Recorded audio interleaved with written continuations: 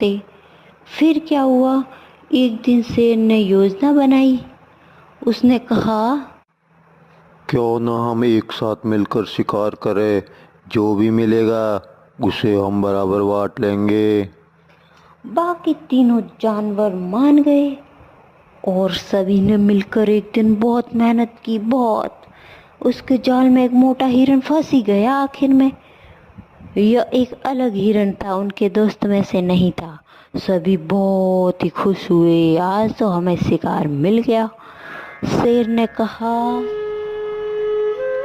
अब समय है शिकार बांटने का।